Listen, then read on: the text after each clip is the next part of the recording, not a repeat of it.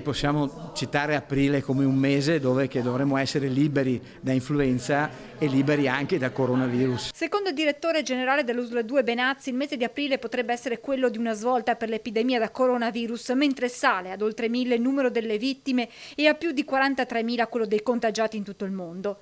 La Regione Veneto intanto ha ricevuto l'ordinanza del capo del Dipartimento della Protezione Civile Nazionale, Angelo Borrelli, relativa agli studenti di rientro dalle aree a rischio contagio perché siano sottoposti a misure di sorveglianza da parte del Dipartimento di Prevenzione dell'azienda sanitaria locale, ovvero che si sottopongano autonomamente ad una quarantena volontaria nel proprio domicilio.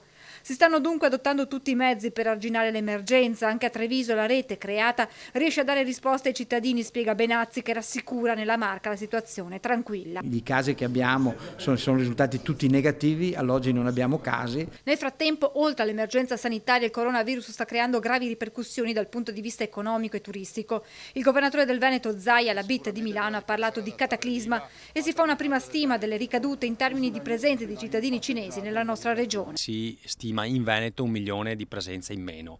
1 milione possono sembrare tante, ricordo però che la regione Veneto fa 70 milioni di presenze all'anno. A questo 1 milione di cinesi si aggiungono anche mancate presenze di altri mercati che per questa psicosi da viaggio, da paura del coronavirus, e quindi potremo stimare circa 3 milioni di presenze in meno. Difficile al momento però quantificare le ripercussioni anche dal punto di vista economico di questo calo di presenze turistiche legate al coronavirus. Abbiamo visto però qualche valutazione che parla dello stesso PIL della Cina, da +6 che l'ultimo anno ha registrato di crescita, già si parla di un +3,5-4%, cioè una perdita del 2%. Non è una cosa da poco e questo evidentemente significa meno soldi per i cittadini cinesi per muoversi, e poi c'è l'aspetto sanitario, per cui l'isolamento che sta subendo la Cina lo pagheremo in parte anche noi.